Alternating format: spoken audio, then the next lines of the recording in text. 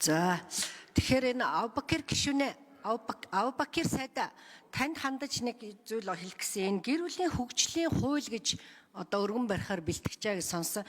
Энэ хуулиа та нэг хурдан өргөн барих боломж байна уу? Ягаад тэгэхээр одоо сая ингээ маш олон асуултанд асуухаар энэ гэр бүлийн хөгжлийн хуулиар ингээд тусгацсан байгаа, тэнд тусгацсан байгаа гэдэг байгаа байхгүй. Ялангуяа энэ гэр бүлийн одоо дэмжлэгийн асуудлууд байна, халамжийн асуудлууд гэдэг ингээд тэгэхээр энэ юмыг нэг оруулж ирсэн хан цогцоор нь бас ярих шаардлагатай байгаа юм.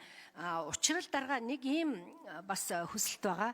Сая Алтан гэрэл сайд засгийн газраас энэ шүүхийн шийдвэр гүйцэтгэлийн хуулийг өргөн барьсан. Тэгэхээр энэ их хурал дээр байгаа энийг та нэг хурдан даргын зөвлөл дээрээ яриад учрал даргын зөвлөөрөө шийдээд энэ хуулийг хурдан оруулаад ирэхгүй юу?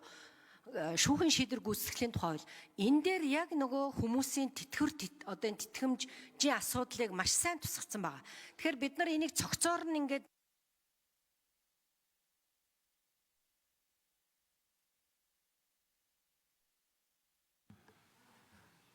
за шүүхийн шийдвэрийн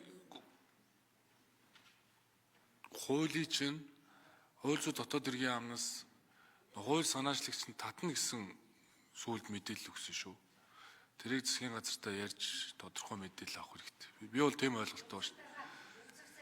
Тэгээ хууль зүйн яам юу гэж үзэж байгаа юм?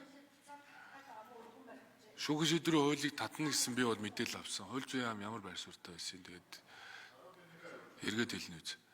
За Авбакир сайд таны хуулийг хэлцээд байна. Тэгээ энэ засгийн газраас өргөн барьж байгаа гэр бүлийн тухай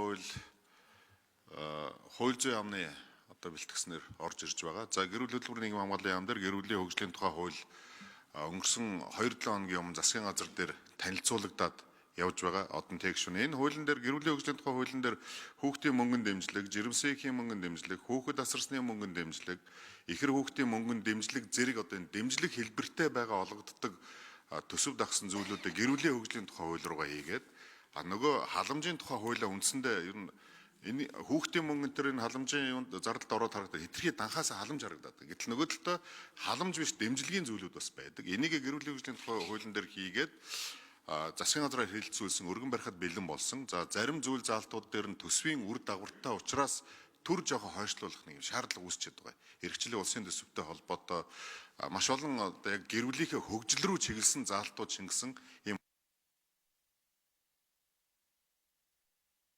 За Авбакир сайд дахиж 1 минут тодруулах уу? За 1 минут өгье. Тэгээ тийм учраас энэ төсөв санхүүгийн асуудлыг бид нар засгийн газар дээр үндсэндээ хэлцээд шийдчих юм бол тун удахгүй одоо энэ гэр бүлийн хөгжлийн тухай хууль за энэ өмнө инх хамгааллын сайд байх үед одоо нэлээд чамбааруулаад бэлтгэсэн юм хуулиуд би 5 одоо хууль би хөтөлбөр аюулгүй байдалтай холбоотой хөгжлийн бэрхшээлтэй иргэдтэй холбоотой гэх зэрэг 5 одоо чанартай хуулиуд би одоо энэ яг энэ гэр бүлийн хөгжлийн тухай хууль маань жоохон төсвийн эффекттэй байгаа учраас жоохон хугацааны хувьд хойшлуулах юм зүйл болж байгаа.